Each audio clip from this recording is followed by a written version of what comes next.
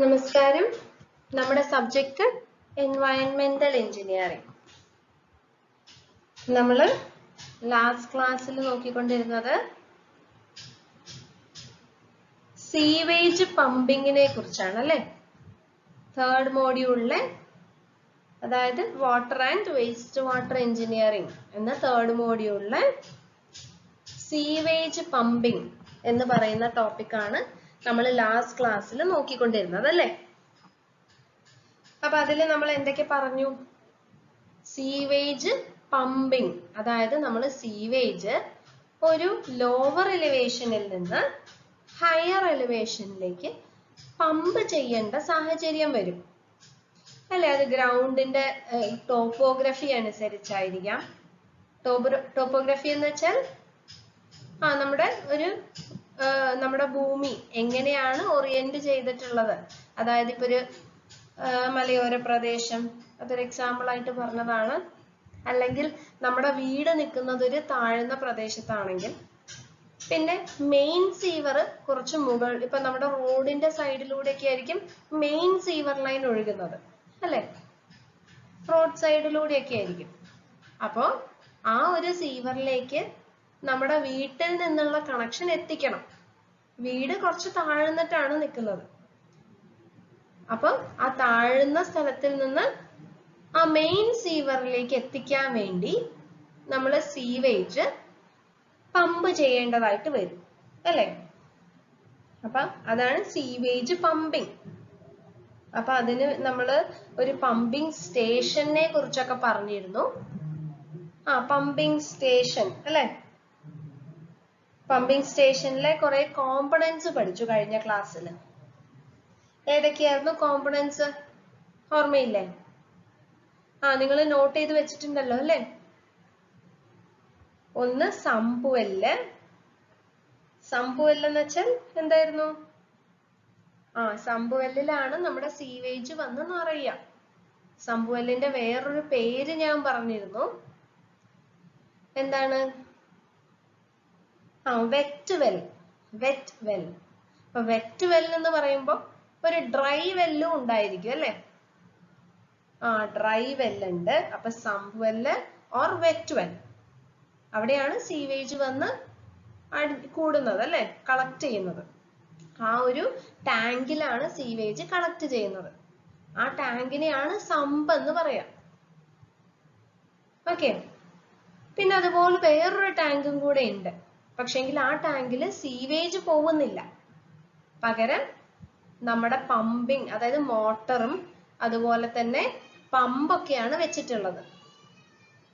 അപ്പൊ ഈ ഒരു പമ്പ് വെച്ചത് കൊണ്ട് സീവേജ് അതിലൂടെ പോവാത്തത് കൊണ്ട് അതിനെ പറയുന്നതാണ് ഡ്രൈ വെൽ അല്ലെ? Dry well. ഡ്രൈ ആയിരിക്കും അല്ലെ എപ്പോഴും? അവിടെ ആ ഒരു പമ്പാണ് സിറ്റുവേറ്റ് ചെയ്തിട്ടുള്ളത്. ഓക്കെ, അതാണ് ഡ്രൈ വെൽ. പിന്നെ ഈ പമ്പിനെ കൺട്രോൾ ചെയ്യാൻ വേണ്ടി മോട്ടർ കൊടുക്കും. അപ്പൊ അത് മോട്ടോർ റൂം. നമ്മളൊരു മോട്ടർ വെക്കാൻ വേണ്ടി ഒരു സെപ്പറേറ്റ് ക്യാബിൻ കൊടുക്കും അല്ലെ? ഒരു റൂം കൊടുക്കും. അതാണ് മോട്ടോർ റൂം. പിന്നെ അതുപോലെ കുറെ പൈപ്പുകളൊക്കെ ഉണ്ടായിരിക്കും. അതായത് നമ്മുടെ വെറ്റ് വെല്ലിൽ നിന്ന് പമ്പിലേക്ക് പോകുന്ന റൈസിംഗ് മെയിൻ പൈപ്പ് അല്ലെ? റൈസിംഗ് മെയിൻ പൈപ്പ് ഉണ്ട്. പിന്നെ എന്തെങ്കിലും ഒരു സാഹചര്യത്തില് നമ്മുടെ വെറ്റ് വെല്ലില് സീവേജ് ഓവർഫ്ലോ ചെയ്താൽ, കവിഞ്ഞാൽ, നമ്മുടെ ആ കപ്പാസിറ്റിയിൽ ഒന്ന് കവിഞ്ഞു പോയാൽ ആ എക്സസ് വരുന്ന സീവേജിനെ കളയാൻ വേണ്ടി എമർജൻസി എക്സിറ്റ് പൈപ്പ് കൊടുക്കും. അപ്പൊ അത് വേറൊരു കോമ്പണന്റ് ആണ് അല്ലെ? Emergency exit pipe. അത് സീവേജ് ഒരുപാട് കൂടിയാൽ, ഒരു ലെവലിൽ കൂടിയാൽ ആ എക്സ്ട്രാ വരുന്ന സീവേജിനെ വേറൊരു പൈപ്പിലൂടെ പുറത്തേക്ക് ഒഴുക്കും. പിന്നെ അതേപോലെ ഓട്ടോമാറ്റിക് സ്റ്റാർട്ടർ ഉണ്ട്. അതായത് പമ്പ് സ്റ്റാർട്ട് ചെയ്യാൻ വേണ്ടി നമ്മളൊരു ഫ്ലോട്ട് അല്ലെ? ഫ്ലോട്ട് ഉണ്ട്. ഫ്ലോട്ട് നമ്മുടെ സീവേജിന്റെ ലെവൽ അനുസരിച്ച് ആ ഫ്ലോട്ട് പൊന്തുകയും താഴുകയും ചെയ്യും. എന്നിട്ട് ആ ഒരു ഫ്ലോട്ട് പൊന്തുമ്പോഴാണ് സീവേജ് അതിൽ ലെവല് കൂടി വരുന്നത്. അപ്പോഴാണ് പമ്പിലൂടെ വേസ്റ്റ് അല്ലെങ്കിൽ സീവേജ് പമ്പ് ചെയ്ത് എടുക്കുന്നത് അല്ലേ. പിന്നെ അതുപോലെ പൈപ്പ് ആകുമ്പോൾ ഒരുപാട് വാൽവുകൾ ഉണ്ട്. പിന്നെ ഫ്ലോ റെക്കോർഡേഴ്സ് ഉണ്ടായിരിക്കും അല്ലെ, എത്രത്തോളം ഫ്ലോ പോകുന്നുണ്ട് എന്നുള്ള അറിയാൻ വേണ്ടി, അളക്കാൻ വേണ്ടിയിട്ട് ഫ്ലോ റെക്കോർഡേഴ്സ് ഉണ്ട്.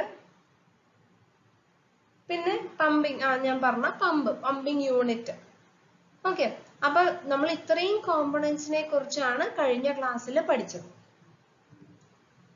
ഇനി നമുക്ക് പഠിക്കാനുള്ളത് പമ്പുകളെ കുറിച്ചാണ്. ടൈപ്സ് ഓഫ് പമ്പ്സ്, ഏതൊക്കെ ടൈപ്പ് ഓഫ് പമ്പുകളാണ് ഉള്ളത്, അപ്പൊ അത് നമുക്കിന്ന് നോക്കാം. അപ്പൊ ടൈപ്സ് ഓഫ് പമ്പ്സ് ഒരുപക്ഷെ നിങ്ങൾ കേട്ടതായിരിക്കും, നമ്മുടെ FM-ലോ ഒക്കെ പഠിച്ച ജസ്റ്റ് ഒരു കേട്ടിട്ടുണ്ടാവും അല്ലെ. Centrifugal pump, reciprocating pumps, pneumatic ejectors or airlift pumps. ഈ മെക്കാനിക്കൽ സബ്ജക്റ്റുകളൊക്കെ വരുന്നിടത്താണ് ഈ പമ്പിനെയൊക്കെ കുറിച്ച് കൂടുതൽ പഠിക്കാനുണ്ടാവുക. ഓക്കെ, നിങ്ങൾക്ക് ഇത് ചെറിയൊരു ഇൻട്രൊഡക്ഷൻ മാത്രമേ ഉള്ളൂ. ചെറുതായിട്ട് എന്താണ് ഈ പമ്പുകളെന്ന് ഒരു ജസ്റ്റ് പറയുന്നതേ ഉള്ളൂ. മെക്കാനിക്കലുകാർക്കൊക്കെ ഇത് ഒരുപാട് ഡീറ്റെയിൽഡ് ആയിട്ട് പഠിക്കാനുണ്ടാവും. ഓക്കെ, അപ്പൊ centrifugal pump, reciprocating pump, pneumatic ejectors or airlift pumps. അപ്പൊ ഈ 3 ടൈപ്പ് ഓഫ് പമ്പ്സ് എന്തൊക്കെയാന്ന് നമുക്ക് നോക്കാം. അപ്പൊ ആദ്യം centrifugal pumps, most widely used. അപ്പൊ ഇതാണ് ഏറ്റവും കൂടുതൽ നമ്മൾ ഉപയോഗിക്കുന്ന പമ്പ്. സെൻട്രിഫ്യൂഗൽ പമ്പാണ് നമ്മൾ ഉപയോഗിക്കുന്നത്. അത് എക്കണോമിക് ആണ്, എഫിഷ്യന്റ് ആണ്, easy in operation and maintenance. Operate ചെയ്യാനും മെയിൻറ്റെയിൻ ചെയ്യാനും വളരെ എളുപ്പമാണ്. Clearance between veins is kept large enough to avoid any clogging and damage of rotor. Such pumps are called non-clog pumps. അപ്പൊ അതെന്താണെന്ന് ചോദിച്ചാൽ, നമ്മുടെ ഈ പമ്പിന്റെ ഉള്ളില് വെയിൻസ് ഉണ്ട്. അത് ഞാൻ ഇവിടെ കാണിച്ചിട്ടില്ല. അത് നിങ്ങൾക്ക് ഒന്ന് ഗൂഗിൾ സെർച്ച് ചെയ്താൽ എങ്ങനെയാ പമ്പിന്റെ ഉള്ളിലൊന്ന് സെർച്ച് ചെയ്താൽ മതി. സെൻട്രിഫ്യൂഗൽ പമ്പിന്റെ കാണും വെയിൻസ്, എങ്ങനെയാണ് പമ്പിന്റെ ഉള്ളില് വെയിൻസ് നിൽക്കുകയെന്ന് വെച്ചാൽ നമ്മുടെ ഈ ഫാനൊക്കെ ഇല്ലേ, ഫാനിന്റെ ലീഫ് പോലെ നിൽക്കുന്നതാണ് വെയിൻസ് എന്ന് പറയുന്നത്. അപ്പൊ ഇപ്പൊ ഒരു ഫാനിന്റെ ലീഫ് നിങ്ങൾ ആലോചിക്കുക. അപ്പൊ കുറെ വിട്ടിട്ടായിരിക്കും ഓരോ ലീഫും ഉള്ളത്, അടുത്തടുത്തായിരിക്കില്ല. കാരണം എന്താണ്? അടുത്തടുത്താണെങ്കിൽ ഇത് സീവേജ് ആണ് നമ്മൾ പമ്പ് ചെയ്യുന്നത് അല്ലെ, അപ്പൊ ക്ലോഗിങ് വരാൻ സാധ്യത ഉണ്ട്. അപ്പൊ അങ്ങനെ ക്ലോഗിങ് വെച്ചാൽ അവിടെ കുടുങ്ങിക്കിടക്കാൻ, വേസ്റ്റ് അവിടെ ആ പമ്പില് ആ വെയിൻസിന്റെ മുകളിൽ കുടുങ്ങിക്കിടക്കാൻ സാധ്യതയുണ്ട്. അപ്പൊ അത് സംഭവിക്കാതിരിക്കാൻ വേണ്ടി നമ്മുടെ ഫാനിന്റെ ഒക്കെ ലീഫ് പോലെ അത്യാവശ്യം ഡിസ്റ്റൻസ് ഉണ്ടായിരിക്കും, 2 വെയിൻസ് തമ്മിൽ കുറച്ച് ഗ്യാപ്പ് ഉണ്ടായിരിക്കും. ഓക്കെ, അപ്പൊ അവിടെ അങ്ങനെ ഒരു ക്ലോഗിങ് വരില്ല, വേസ്റ്റ് ഒന്നും തങ്ങിക്കിടക്കില്ല, ഉള്ളിലൂടെ പോകും. അപ്പൊ അങ്ങനത്തെ പമ്പിനെയാണ് നോൺ ക്ലോഗ് പമ്പ്സ് എന്ന് വിളിക്കുന്നത്. In another type, the solids are broken up to avoid clogging. Such pumps are called disintegrating pumps. അപ്പൊ ഏത് പമ്പിലാണോ വെയിൻസ് കുറച്ച് ഗ്യാപ്പ് ഇട്ട് കൊടുക്കുന്നത് അതിനെയാണ് നോൺ ക്ലോഗ് പമ്പ്സ് എന്ന് വിളിക്കുക. പിന്നെ ചില ടൈപ്പ് പമ്പില് വെയിൻസ് അടുപ്പിച്ചായിരിക്കും, പക്ഷേങ്കില് ക്ലോഗ് ചെയ്യാതിരിക്കാൻ വേണ്ടി എന്ത് ചെയ്യും, സോളിഡ്സ് നമ്മുടെ വേസ്റ്റില്, അതായത് സീവേജില്, വേസ്റ്റ് വാട്ടറില്, സീവേജില് കുറെ സോളിഡ്സ് ഉണ്ട് അല്ലെ, ഒരുപാട് സോളിഡ്സ് ഉണ്ടാവും. അപ്പൊ ആ സോളിഡ്സിനെയൊക്കെ ഡിസിൻറ്റഗ്രേറ്റ് ചെയ്യും. ഡിസിൻറ്റഗ്രേറ്റ് ചെയ്യാന്ന് പറഞ്ഞാൽ ചെറുതാക്കുക, പൊടിക്കുക, അങ്ങനെ ചെറുതാക്കും. അങ്ങനെ ചെറുതാക്കുന്ന സാധനങ്ങൾ ഉണ്ടായിരിക്കും. അപ്പൊ എന്ത് പറ്റും, ആ ലീഫിന്റെ ഉള്ളിലൂടെ ആ ചെറിയ പാർട്ടിക്കിൾസിന് പാസ് ചെയ്ത് പോകാൻ സാധിക്കും. അപ്പൊ അങ്ങനത്തെ പമ്പുകളെയാണ് ഡിസിന്റഗ്രേറ്റിംഗ് പമ്പ്സ് എന്ന് വിളിക്കുന്നത്. ഓക്കെ, അപ്പൊ ഈ സെൻട്രിഫ്യൂഗൽ പമ്പ്സിൽ രണ്ട് തരത്തിൽ നമുക്ക് പമ്പ്സ് പറയാൻ പറ്റും. ഒന്നെങ്കിൽ നോൺ ക്ലോഗ് പമ്പ്സ് അല്ലെങ്കിൽ ഡിസിന്റഗ്രേറ്റിംഗ് പമ്പ്സ്. ഓക്കെ, ഇതിന്റെ വർക്കിങ്ങും പ്രിൻസിപ്പിളും ഒന്നും നിങ്ങൾക്ക് പഠിക്കാനൊന്നുമില്ല. ജസ്റ്റ് ഒരു ഇൻട്രൊഡക്ഷൻ ആണ് ഏതൊക്കെ ടൈപ്പ് ഓഫ് പമ്പ്സ് ആണ് ഉള്ളത് എന്ന്. ഓക്കെ, പിന്നെ അടുത്തതാണ് reciprocating pump. Reciprocating pumps are not used nowadays. അത്ര അധികം ഉപയോഗിക്കുന്നില്ല, കാരണം അതിന്റെ ഇനിഷ്യൽ കോസ്റ്റ് വളരെ കൂടുതലാണ്. അതുപോലെ മെയിൻറ്റെയിൻ ചെയ്ത് കൊണ്ടുപോകാനും ബുദ്ധിമുട്ടാണ്. ഓക്കെ, പിന്നെ അത് രണ്ട് ടൈപ്സിലുണ്ട്, റാം ടൈപ്പ്, പ്രൊപ്പല്ലർ ടൈപ്പ്. അപ്പൊ ഈ ഒരു സെൻട്രിഫ്യൂഗൽ പമ്പിന്റെയും റെസിപ്രോക്കേറ്റിംഗ് പമ്പിന്റെയും മെയിൻ ഡിഫറൻസ് എന്താന്ന് ചോദിച്ചു കഴിഞ്ഞാൽ, നമ്മുടെ സെൻട്രിഫ്യൂഗൽ പമ്പ് ചെറിയ പ്രഷർ ഹെഡിലാണ് വർക്ക് ചെയ്യുക. നേരെ മറിച്ച് റെസിപ്രോക്കേറ്റിംഗ് പമ്പ്സ് ഹൈ പ്രഷർ ഹെഡിലാണ് വർക്ക് ചെയ്യുക. അതായത് ഇപ്പൊ നമ്മുടെ ഹൗസ് ഹോൾഡ്, നമ്മുടെ ഡൊമസ്റ്റിക് പർപ്പസിനൊക്കെ സെൻട്രിഫ്യൂഗൽ പമ്പാണ് പൊതുവെ ഉപയോഗിക്കുക. കാരണം അധികം ലോ പ്രഷർ ഹെഡാണ് സെൻട്രിഫ്യൂഗൽ പമ്പിന് സ്യൂട്ടബിൾ. നേരെ മറിച്ച് ഒരുപാട് പ്രഷറൊക്കെ വേണ്ട സ്ഥലത്താണ് റെസിപ്രോക്കേറ്റിംഗ് പമ്പ് നമ്മൾ ഉപയോഗിക്കുക. അപ്പൊ ഈ റെസിപ്രോക്കേറ്റിംഗ് പമ്പിന്റെ ഒരു മെക്കാനിസം എന്താന്ന് ചോദിച്ചാൽ, അതിനൊരു പിസ്റ്റൺ ഉണ്ടായിരിക്കും. കണ്ടില്ലേ, ഒരു പിസ്റ്റൺ റോഡ് ഉണ്ട്, ഒരു സിലിണ്ടറും ഉണ്ട് അല്ലെ. അപ്പോ ഇതാണ് പിസ്റ്റൺ, പിസ്റ്റൺ ആണ് ഇത്. പിസ്റ്റൺ റോഡ്, അത് കണക്ട് ചെയ്തിരിക്കുന്ന ഒരു ക്രാങ്ക്, അതായത് ഈ റോഡ് കണക്ട് ചെയ്തത് ഈ ക്രാങ്കിലാണ്. അപ്പൊ ഈ ക്രാങ്ക് തിരിയുമ്പോൾ ഈ പിസ്റ്റൺ എന്ത് ചെയ്യും, ടു ആൻഡ് ഫ്രോ മോഷൻ ചെയ്യും. അതായത് പിസ്റ്റൺ ബാക്കിലേക്ക് വരും, പിന്നെ തിരിച്ചും ഫ്രണ്ടിലേക്ക് പോകും. അപ്പൊ ഇങ്ങനത്തെ ഒരു മോഷൻ നടക്കും. അപ്പൊ ഈ മോഷൻ നടക്കുന്ന സമയത്ത് എന്ത് പറ്റും, ഇത് ഇങ്ങോട്ട് പോകുമ്പോൾ ഇവിടെ സക്ഷൻ നടക്കും, അതായത് വെള്ളം മുകളിലേക്ക് കയറും. പിന്നെ ഇത് തിരിച്ചിങ്ങ് വരുമ്പോൾ ആ ഒരു പ്രഷർ നല്ല ഹൈ പ്രഷർ ആയിട്ടുള്ളായിരിക്കും അത് തിരിച്ചു വരുന്നത്. അപ്പൊ അങ്ങനത്തെ ഒരു മെക്കാനിസം, അത് തിരിച്ചു പോകുമ്പോൾ സക്ഷൻ നടക്കും, തിരിച്ചു വരുമ്പോൾ ആ ഒരു പ്രഷറിൽ വെള്ളം അങ്ങ് മുകളിലേക്ക് പോകും. അപ്പൊ അതാണ് ഇവിടെ നടക്കുന്ന മെക്കാനിസം, റെസിപ്രോക്കേറ്റിംഗ് പമ്പിൽ നടക്കുന്ന mechanism. Okay,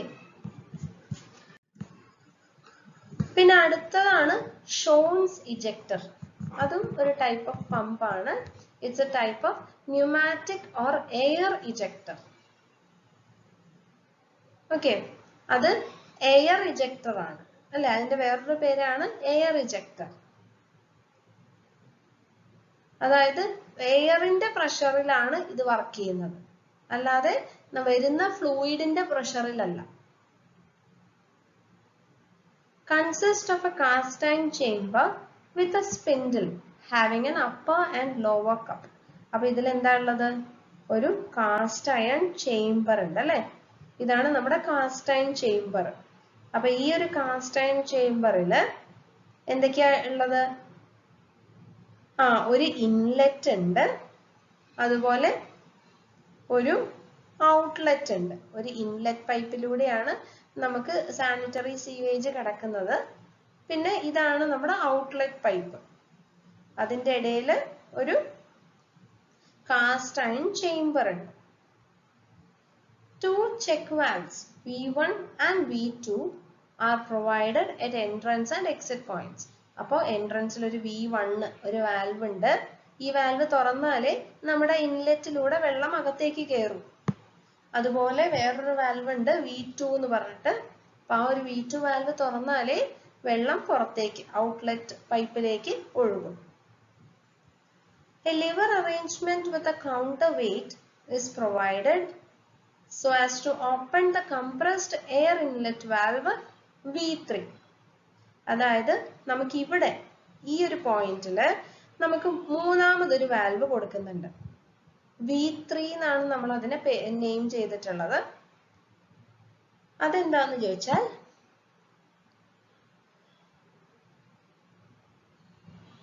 air inlet valve ആണത്.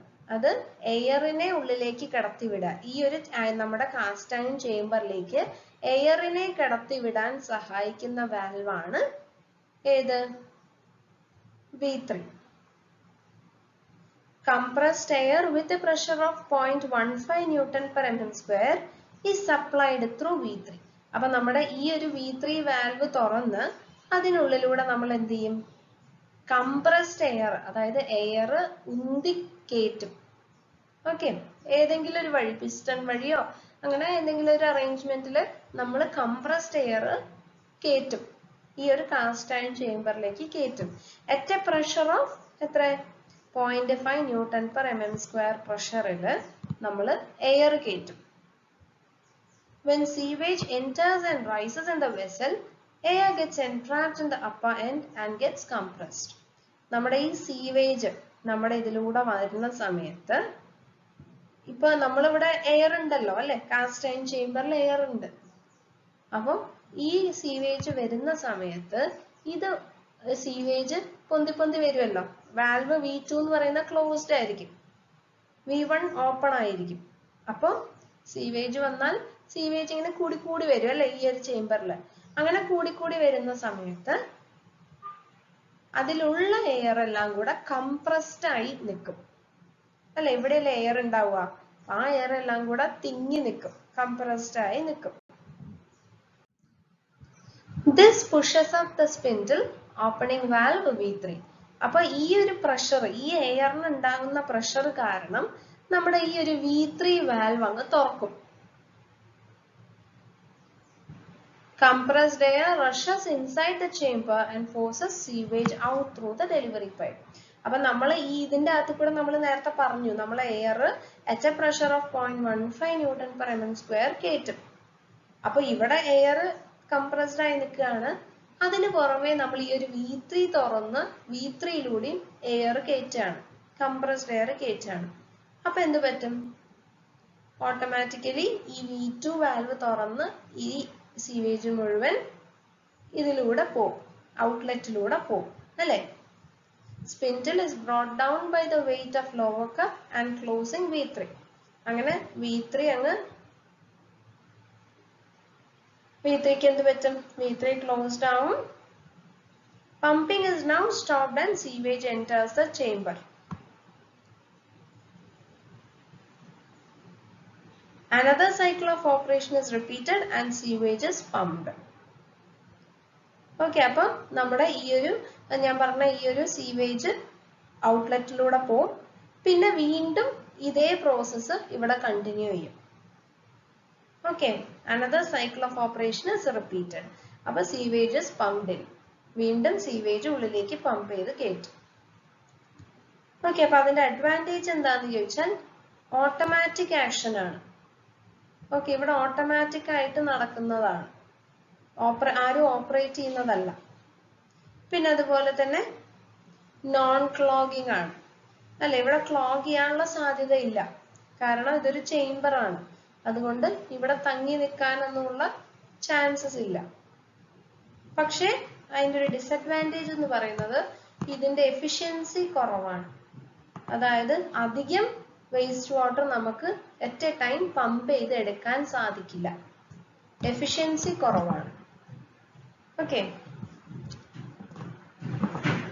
അപ്പൊ ഇതാണ് ടൈപ്സ് ഓഫ് പമ്പ്സ്. ഇനി അടുത്ത് നിങ്ങൾക്ക് നോക്കാനുള്ളത് സ്ട്രെങ്ത് ഓഫ് സീവേജ് ആണ്. എന്താണ് സ്ട്രെങ്ത് ഓഫ് സീവേജ് എന്ന് വെച്ചാൽ സീവേജിന് എത്രത്തോളം കോൺസെൻട്രേറ്റഡ് ആണ്, അതായത് എത്രത്തോളം വേസ്റ്റ് ആ സീവേജിൽ അടങ്ങിയിട്ടുണ്ട് എന്നുള്ളതാണ് സ്ട്രെങ്ത്തിനെ കൊണ്ട് ഉദ്ദേശിക്കുന്നത്. ഓക്കെ, ഇപ്പൊ ഞാനൊരു എക്സാമ്പിൾ പറയാം. ഇപ്പൊ നമ്മുടെ ഇൻഡസ്ട്രിയിലൂടെ പോകുന്ന വേസ്റ്റ് വാട്ടർ. ഓക്കെ, ഇൻഡസ്ട്രി എന്ന് പറയുമ്പോൾ കുറെ പ്രോസസ്സുകളുടെ വേസ്റ്റ് ഒക്കെ ഉണ്ടായിരിക്കും, അത് കുറച്ച് ടോക്സിക് ആയിരിക്കും അല്ലെ. അതും പിന്നെ അതുപോലെ നമ്മുടെ കിച്ചണില് സിങ്കിലൂടെ പോകുന്ന വേസ്റ്റ് വാട്ടർ, കിച്ചണില് നമ്മൾ പാത്രം കഴുകിയിട്ട് പോകുന്ന വേസ്റ്റ് വാട്ടർ, ഇതിൽ ഏതായിരിക്കും കൂടുതൽ സ്ട്രെങ്ത് കൂടുതൽ? നമ്മുടെ ഇൻഡസ്ട്രിയിലൂടെ പോകുന്ന ആ ഒരു ടോക്സിക് ആയിട്ടുള്ള വേസ്റ്റ് അല്ലെ. അപ്പൊ അതാണ് സ്ട്രെങ്ത്തിനെ കൊണ്ട് ഉദ്ദേശിക്കുന്നത്. നിങ്ങൾക്ക് മനസ്സിലായി എന്ന് വിചാരിക്കുന്നു. ഓക്കെ, അതിന്റെ കോൺസെൻട്രേഷൻ, അതിലെ വേസ്റ്റ് എത്രത്തോളം കോൺസെൻട്രേറ്റഡ് ആയിട്ടുണ്ട്, അതാണ് അതിന്റെ സ്ട്രെങ്ത്തിനെ സൂചിപ്പിക്കുന്നത്. ഓക്കെ, അപ്പൊ നമുക്ക് നോക്കാം. അപ്പൊ sewage contains 99.9% water only. അപ്പൊ നമ്മളൊരു സീവേജ് എടുക്കുകയാണെങ്കിൽ, വേസ്റ്റ് വാട്ടർ എടുക്കുകയാണെങ്കിൽ, അതിൽ 99.9% എന്ത് തന്നെയാണ്? വെള്ളം മാത്രമാണ് ഉള്ളത്. വളരെ ചുരുങ്ങിയ ശതമാനം, അതായത് ഒരു 0.1% മാത്രമാണ് ആ ഒരു സീവേജില് solid particles അടങ്ങിയിട്ടുള്ളത്. Okay, 0.1% solids present pose threat as they are offensive in nature, undergo changes by biodegradation, cause nuisance and pollution. അപ്പോൾ എന്താ പറയുന്നത്? ആ ഒരു 0.1% സോളിഡ്സ്, ആ സോളിഡ്സ് ആണ് എല്ലാ പ്രശ്നങ്ങൾക്കും കാരണം. അതായത് ഒരു ഒഫെൻസീവ് സ്മെല്ല്, ഒരു ചീത്ത മണം വരുന്നതും, അതുപോലെ ഡീഗ്രേഡ് ആയി പോകുന്നതും, പിന്നെ മലിനീകരിക്കുന്നതും ഒക്കെ ആ ഒരു 0.1% സോളിഡ്സ് ആണ്. So an understanding of nature of physical, chemical and biological characteristics of sewage is essential in planning, design and operation of treatment and disposal facilities. അപ്പൊ നമ്മൾ പഠിക്കുന്ന സീവേജിനെ കുറിച്ച് കൃത്യമായ ഒരു ധാരണ വേണം. അതായത് അതിന്റെ ഫിസിക്കൽ പ്രോപ്പർട്ടീസ് എന്തൊക്കെയാണ്, അതിന്റെ കെമിക്കൽ പ്രോപ്പർട്ടീസ് എന്തൊക്കെയാണ്, അതുപോലെ അതിലെ ബയോളജിക്കൽ ക്യാരക്ടറിസ്റ്റിക്സ്. ബയോളജിക്കൽ ക്യാരക്ടറിസ്റ്റിക് എന്ന് പറയുമ്പോൾ അതിൽ അടങ്ങിയിട്ടുള്ള നമ്മുടെ മൈക്രോ ഓർഗാനിസം അല്ലെ, ബാക്ടീരിയാസ്. അപ്പൊ ഇതിനെയൊക്കെ കുറിച്ച് നമുക്ക് നല്ലൊരു കൃത്യമായ ധാരണ ഉണ്ടെങ്കിലേ നമ്മുടെ വേസ്റ്റ് വാട്ടർ ട്രീറ്റ്മെന്റ് പ്ലാന്റ് നമുക്ക് അതിനനുസരിച്ച് ഡിസൈൻ ചെയ്യാൻ സാധിക്കും അല്ലേ. ഇതിൽ അടങ്ങിയിട്ടുള്ള വേസ്റ്റിനെ ട്രീറ്റ് ചെയ്യാണ് ചെയ്യേണ്ടത്. അപ്പൊ അതിൽ എന്തൊക്കെ വേസ്റ്റ് ആയിരിക്കാം വരാൻ സാധ്യത എന്നുള്ളത് കണ്ടുപിടിച്ചാൽ ട്രീറ്റ്മെന്റ് പ്ലാന്റിൽ നമുക്ക് അതിനെ കളയാനുള്ള മാർഗങ്ങൾ നോക്കിയാൽ മതി അല്ലേ. ഓക്കെ, അപ്പൊ അതാണ് നമ്മൾ ഇനി അടുത്ത് നോക്കേണ്ടത്. അതായത് ആ ഒരു വേസ്റ്റ് വാട്ടറിന്റെ ഫിസിക്കലും കെമിക്കലും അതുപോലെ ബയോളജിക്കൽ ക്യാരക്ടറിസ്റ്റിക്സിനെ കുറിച്ചൊക്കെ നോക്കാനുണ്ട്.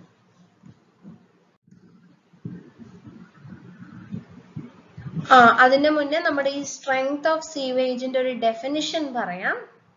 എന്താണ് സ്ട്രെങ്ത് എന്ന് വെച്ചാൽ? Potentiality to produce nuisance to the man and his environment. അതിനെയാണ് നമ്മൾ എന്ത് വിളിക്കുന്നത്? സ്ട്രെങ്ത് ഓഫ് സീവേജ് എന്ന് പറയുന്നത്. ഓക്കെ, അതായത് ഒരു മനുഷ്യന് എത്രമാത്രം ന്യൂസൻസ് കൊടുക്കാനുള്ള പവർ ഉണ്ട് ആ ഒരു വേസ്റ്റ് വാട്ടറിന്, എത്രത്തോളം നമുക്ക് അതിനെ കൊണ്ട് ഹാനികരമാണ് എന്നുള്ളതാണ് നമ്മുടെ സീവേജ് സ്ട്രെങ്ത് കൊണ്ട് ഉദ്ദേശിക്കുന്നത്. ഒരു ഡെഫിനിഷൻ പറഞ്ഞതാണ് കേട്ടോ. നിങ്ങൾക്കെല്ലാം അർത്ഥം അറിയാലോ എന്താണ് സ്ട്രെങ്ത് എന്ന് വെച്ചാൽ. അത് ഒരു ഡെഫിനിഷൻ ആയിട്ട് ചോദിച്ചാൽ ഇങ്ങനെ എഴുതാം: potentiality to produce nuisance to the man and his environment. This nuisance is caused by the oxidizable organic matter and of course by other pollutants in the sewage. അപ്പൊ ഈ ഒരു ന്യൂസൻസ് ഉണ്ടാക്കുന്നതിന്റെ പ്രധാന കാരണം ഓർഗാനിക് മാറ്റർ ആണ്. ആ ഒരു വേസ്റ്റിൽ വരുന്ന organic matter ആണ്. എന്താണ് ഓർഗാനിക് മാറ്റർ? നിങ്ങൾ പണ്ട് കെമിസ്ട്രിയിലൊക്കെ പഠിച്ചതാണല്ലേ, ഓർഗാനിക് കോമ്പൗണ്ട്സ്. ഓർഗാനിക് കോമ്പൗണ്ട് എന്ന് പറഞ്ഞാൽ a compound which contains carbon, hydrogen, oxygen അല്ലേ, അതിനെയാണ് നമ്മൾ ഒരു ഓർഗാനിക് കോമ്പൗണ്ട് എന്ന് പറയാം. ഓർഗാനിക് കോമ്പൗണ്ടിന്റെ പ്രത്യേകത അത് ഡീഗ്രേഡ് ആവും അല്ലെ? ഡീഗ്രഡേഷൻ കഴിഞ്ഞാൽ അതിന്ന് ഒരു അഴുകിയ മണം വരും അല്ലെ? അപ്പൊ ആ ഒരു മണം, അതുപോലെ ആ ഒരു ഡീഗ്രേഡഡ് ആയ ഓർഗാനിക് മാറ്റർ ആണ് ഈ പ്രശ്നത്തിനൊക്കെ കാരണം. അല്ലാതെ ഇപ്പൊ നമ്മുടെ ആ ഒരു ഇപ്പൊ ഒരു എക്സാമ്പിൾ ഞാൻ പറയാം. പേപ്പർ ഒരു വേസ്റ്റ് മെറ്റീരിയൽ ആണ് അല്ലെ? പക്ഷെ ആ പേപ്പർ അവിടെ കിടന്നത് കൊണ്ട് നമുക്ക് ബുദ്ധിമുട്ടൊന്നുമില്ല അല്ലെ? അതിൽ നിന്ന് സ്മെല്ല് വരാനും ഇല്ല, അതുപോലെ അത് അഴുകി പോവാനും ഇല്ല അല്ലെ? അതൊരു നോൺ ഓർഗാനിക് മാറ്റർ ആണ്, അല്ലെങ്കിൽ ഇനോർഗാനിക് മാറ്റർ ആണ് അല്ലെ? ഇനോർഗാനിക് മാറ്റർ ആണ്. പക്ഷെ ഇപ്പൊ നമ്മുടെ പച്ചക്കറി വേസ്റ്റ് ആവാം, അല്ലെങ്കിൽ ഡെബ്രിസ് ആവാം, അതായത് ഡെഡ് ഓർഗാനിക് മാറ്റർ ആവാം. ഇതെല്ലാം ഓർഗാനിക് ആണ്. അപ്പൊ ഇതൊക്കെ ഇങ്ങനെ വേസ്റ്റ് ആയി ഇങ്ങനെ കിടന്നു കഴിഞ്ഞാൽ അഴുകിയിട്ട് ഒരു മണവും വരും, പിന്നെ എല്ലാ ന്യൂസൻസും ഉണ്ടാക്കും അല്ലെ? അപ്പം ഈ ഓർഗാനിക് മാറ്റർ ആണ് ഈ ഒരു ന്യൂസൻസിന് കാരണം. Organic matter in sewage is unstable, undergoes putrefaction and produce very bad odor. അതാണ് ഇപ്പൊ ഞാൻ പറഞ്ഞത്. അത് it undergoes putrefaction, അതായത് degradation undergo ചെയ്യും. Putrefaction എന്ന് പറഞ്ഞാൽ പ്രോട്ടീൻ degradation ആണ്. ഓക്കെ, എന്തായാലും നിങ്ങൾ ഇത്ര മനസ്സിലാക്കിയാൽ മതി.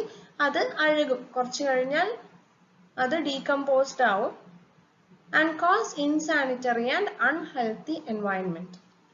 അല്ലേ? If its concentration is more, sewage is said to be strong. ആ ഒരു ഓർഗാനിക് മാറ്ററിന്റെ കോൺസെൻട്രേഷൻ വെള്ളത്തിൽ കൂടി കഴിഞ്ഞാൽ നമ്മൾ എന്ത് പറയും? നമ്മുടെ sewage സ്ട്രോങ് ആണ്. If its concentration is less, sewage is said to be weak. അല്ലെ? അതിന്റെ സ്ട്രെങ്ത്, ഓർഗാനിക് മാറ്ററിന്റെ സ്ട്രെങ്ത് കുറവാണെങ്കിൽ നമുക്ക് എന്ത് പറയാം?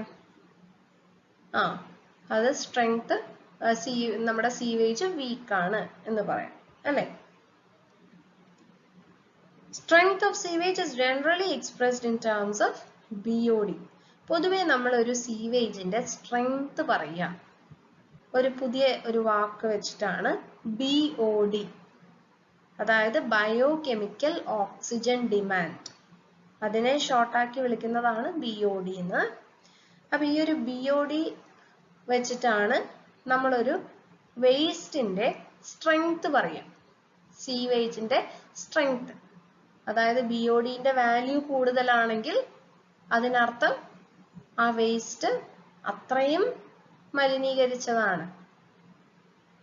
അതല്ല, BOD വാല്യൂ വളരെ കുറവാണ് എങ്കിൽ ആ വേസ്റ്റ് വീക്കാണ്, അതായത് അത്ര കോൺസെൻട്രേഷൻ ഇല്ല. ഓക്കെ, അപ്പൊ BOD വാല്യൂ വെച്ചാണ് നമ്മൾ എപ്പോഴും വേസ്റ്റിന്റെ കോൺസെൻട്രേഷനെ കുറിച്ച് പറയാം. ഇത് വളരെ ഇമ്പോർട്ടന്റ് ആയിട്ടുള്ളൊരു ടോപ്പിക് ആണ് കേട്ടോ, ഈ BOD എന്ന് പറയുന്നത്. കാരണം നിങ്ങൾക്ക് എക്സാംസിനൊക്കെ എന്തായാലും ചോദിക്കാൻ സാധ്യതയുള്ള ക്വസ്റ്റ്യൻ ആണ്. പിന്നെ അതുപോലെ പലരും പബ്ലിക് എക്സാംസിനൊക്കെ ട്രൈ ചെയ്യുന്നവരായിരിക്കും അല്ലെ? അതായത് നമ്മുടെ PSC ഒക്കെ പോലെ. അപ്പൊ അങ്ങനത്തെ എക്സാംസിലൊക്കെ ഈ ഒരു സബ്ജക്റ്റിൽ നിന്ന് തന്നെ എപ്പോഴും ക്വസ്റ്റ്യൻ കാണുന്ന ഒരു പോർഷൻ ആണ് BOD. Okay, biochemical oxygen demand. അതിൽ നിന്ന് ക്വസ്റ്റ്യൻസ് എപ്പോഴും കാണാറുണ്ട് കേട്ടോ. ഓക്കെ, നമുക്ക് അപ്പൊ BOD എന്താണെന്ന് നമുക്ക് നോക്കണം. അതിനു മുന്നേ സാമ്പിളിംഗ് ഓഫ് സീവേജ് നോക്കാം. അതായത് നമുക്കൊരു സീവേജ് എങ്ങനെ കളക്ട് ചെയ്യാം. ഓക്കെ, നമ്മളിപ്പോ ആ ഒരു സീവേജ് മറ്റേ പൈപ്പിൽ നിന്നോ ഒക്കെ കളക്ട് ചെയ്യണം അല്ലെ? സമ്പിൽ നിന്നൊക്കെ കളക്ട് ചെയ്യണം. അപ്പൊ അതെങ്ങനെ കളക്ട് ചെയ്യും? എന്നിട്ട് ആ കളക്ട് ചെയ്ത സീവേജ് ആണ് ടെസ്റ്റ് ചെയ്യാം. എന്നിട്ടാണ് നമ്മൾ പറയുക ആ ഒരു വേസ്റ്റിന്റെ സ്ട്രെങ്ത് എത്രയാണ് എന്നുള്ളത്. അതായത് ഹൈ കോൺസെൻട്രേഷൻ ആണോ, വീക്ക് ആണോ, അതായത് സ്ട്രോങ് ആണോ, വീക്ക് ആണോ എന്നൊക്കെ പറയുക ടെസ്റ്റ് ചെയ്തതിന് ശേഷമാണ് അല്ലെ?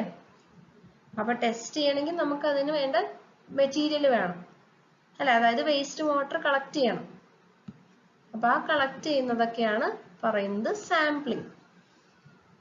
സോ എങ്ങനെയാ നമുക്ക് നോക്കാം. It is collected at various depths and at frequent intervals of time.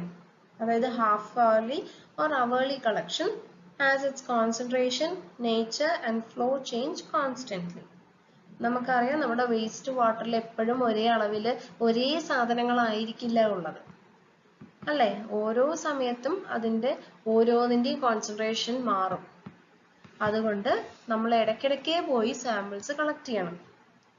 അതും ഓരോ ഡെപ്തിൽ നിന്ന്. ഇപ്പൊ നമ്മുടെ ഒരു ടാങ്കിലൂടെ പാസ് ചെയ്യുന്നുണ്ടെങ്കിൽ അപ്പൊ ആ ടാങ്കിൽ ഓരോ ഡെപ്തിൽ നിന്ന് നമ്മൾ സീവേജ് കളക്ട് ചെയ്യണം. അതും ചിലപ്പോൾ ഹാഫ് അവർലി, അതായത് അരമണിക്കൂർ വീതം കളക്ട് ചെയ്യേണ്ടി വരാം, അല്ലെങ്കിൽ 1 മണിക്കൂർ വീതം കളക്ട് ചെയ്യേണ്ടി വരാം.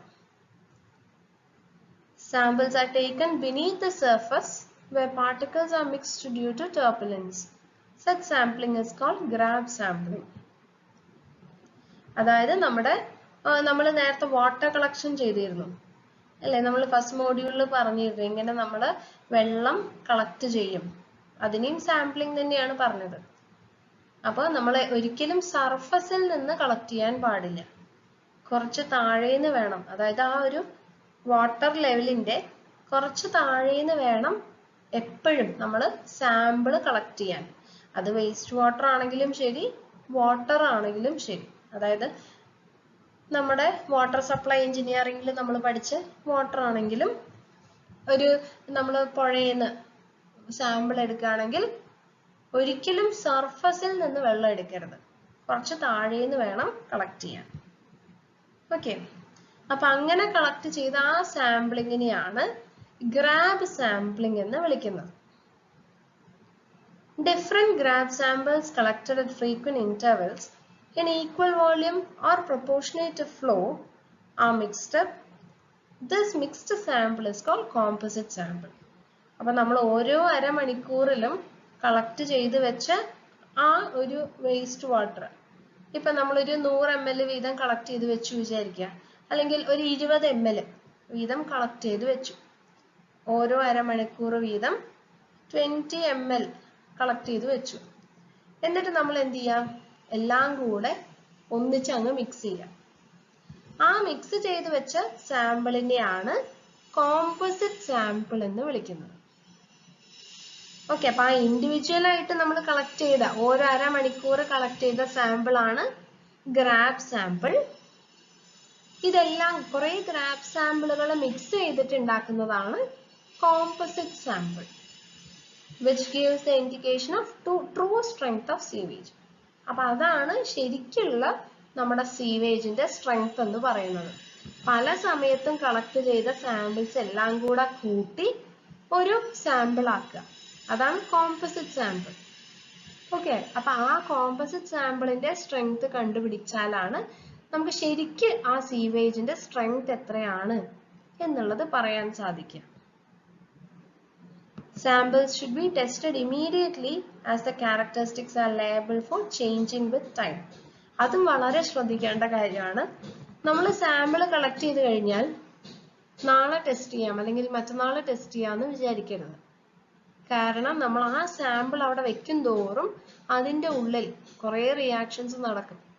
പിന്നെ ഓക്സിജൻ കണ്ടന്റ് മാറും, പിന്നെ അതുപോലെ ബാക്ടീരിയാസ് ചിലപ്പോൾ കൂടാം അല്ലെ, റീപ്രൊഡ്യൂസ് ചെയ്യാം, അല്ലെങ്കിൽ കുറയാം, ചത്തുപോകാനോ, അങ്ങനെയൊക്കെ സാധ്യതയുണ്ട്.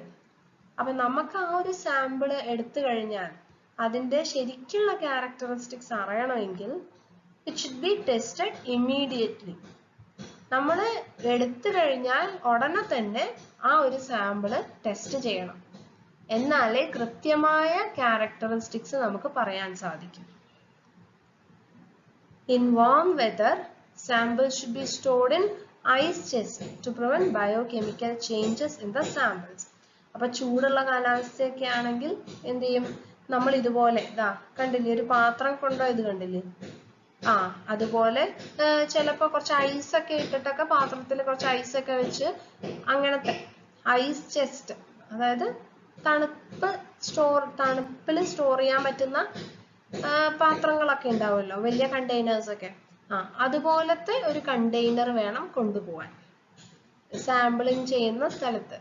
അല്ലെങ്കിൽ എന്ത് പറ്റുമെന്ന് ചോദിച്ചാൽ, നമ്മൾ ഈ ഒരു ബോട്ടിലില് വേസ്റ്റ് വാട്ടർ കളക്ട് ചെയ്ത് കൊണ്ടുപോകുന്ന സമയത്ത് ഈവൻ നമ്മൾ കൊണ്ടുപോകുമ്പോൾ വെയിലടിച്ചാൽ ആ ഒരു വെയിലിനും നമ്മുടെ ആ ഒരു ചൂടില് ഇതിനകത്ത് ഉള്ള ബാക്ടീരിയാസിനൊക്കെ എന്തെങ്കിലുമൊക്കെ സംഭവിക്കാം, കൂടാൻ കുറയാം. ഓക്കെ, അതുകൊണ്ട് നമ്മൾ അതാണ് നമ്മൾ മിക്കതും കെമിക്കൽസ് ഒക്കെ നമ്മൾ സ്റ്റോർ ചെയ്യുക റെഫ്രിജറേറ്ററിലാണ്. കാരണം അതിന്റെ ഉള്ളിൽ റിയാക്ഷൻസ് ഉണ്ടാവാതിരിക്കാൻ വേണ്ടിയാണ് റെഫ്രിജറേറ്ററിൽ സ്റ്റോർ ചെയ്യുന്നത്. അപ്പൊ അതേ ഒരു കൺസെപ്റ്റ് ആണ് ഇവിടെയും. ഓക്കെ, നമ്മൾ സാമ്പിള് കൊണ്ടുപോകുന്നത് ഒരു ഐസ് ചെസ്റ്റിലായിരിക്കണം. ഐസ് ചെസ്റ്റിൽ കൊണ്ടുപോയാൽ നമുക്ക് ആ സാമ്പിളിൽ അടങ്ങിയിട്ടുള്ള വേസ്റ്റ് എന്തൊക്കെയാണോ അതിന്റെ ക്യാരക്ടറിസ്റ്റിക്സ് അത് മാറാതെ തന്നെ നമുക്ക് ലാബിലേക്ക് എത്തിക്കാൻ സാധിക്കും. For certain samples, preservatives like chloroform, formaldehyde, sulfuric acid, etc. are also added. But care should be taken in selection of preservative so that the selected preservative does not change the characteristic of the sample. അതായത് ചില കേസിൽ ഇതിൽ preservative ഒന്ന് add ചെയ്യേണ്ടി വരും, അല്ലെങ്കിലും character മാറാൻ സാധ്യതയുണ്ട്. അപ്പോൾ ഒരു ചേഞ്ച് വരാതിരിക്കാൻ എന്ത് ചെയ്യണം, എപ്പോഴും നമ്മൾ സ്റ്റോർ ചെയ്ത് വെച്ച് കൊണ്ടുപോകണം. ചിലപ്പോൾ പ്രിസർവേറ്റീവ്സും ആഡ് ചെയ്യേണ്ടി വരും. പിന്നെ അതുപോലെ നമ്മൾ ഈ സാമ്പിൾസ് കളക്ട് ചെയ്യുമ്പോൾ എപ്പോഴും ക്ലീൻ ചെയ്ത ബോട്ടിൽസിൽ വേണം കളക്ട് ചെയ്യാൻ. And sterilised quartz bottle. Samples are collected in thoroughly cleaned and sterilized quartz bottles. അപ്പോൾ ക്വാർട്സ് ബോട്ടിൽ കളക്ട് ചെയ്യുന്നതാണ് ഏറ്റവും നല്ലത്.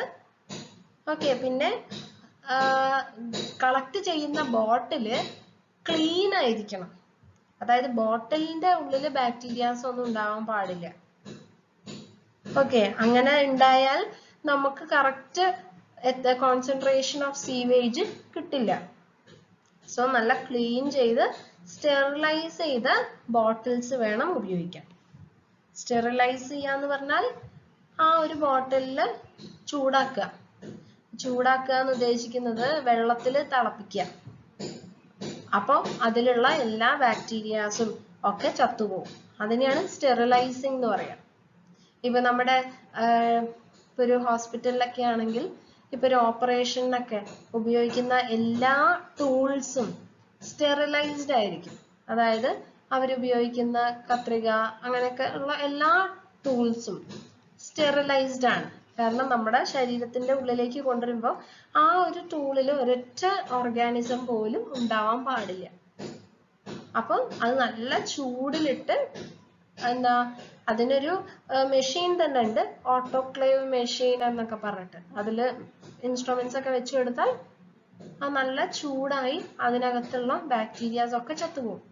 അപ്പൊ ആ ഒരു പ്രോസസ്സിനെയാണ് സ്റ്റെറിലൈസേഷൻ എന്ന് പറയാം. അപ്പൊ നമ്മൾ ഇവിടെ ഉപയോഗിക്കുന്ന ബോട്ടിൽസ് ഒക്കെ സ്റ്റെറിലൈസ്ഡ് ആയിരിക്കണം. അപ്പൊ അതൊക്കെയാണ് പ്രത്യേകം ശ്രദ്ധിക്കേണ്ട കാര്യങ്ങൾ. സാമ്പിൾ എടുക്കുമ്പോൾ നമ്മൾ സർഫസിൽ നിന്ന് കളക്ട് ചെയ്യാൻ പാടില്ല, കുറച്ച് അടിയിൽ നിന്ന് കളക്ട് ചെയ്യണം. പിന്നെ പല സമയത്ത് കളക്ട് ചെയ്തതൊക്കെ ഒരുമിച്ച് മിക്സ് ചെയ്യണം. പിന്നെ കളക്ട് ചെയ്യുന്ന സമയത്ത് ബോട്ടിൽ എന്തായിരിക്കണം, ക്ലീൻ ആയിരിക്കണം, അതുപോലെ സ്റ്റെറിലൈസ്ഡ് ആയിരിക്കണം.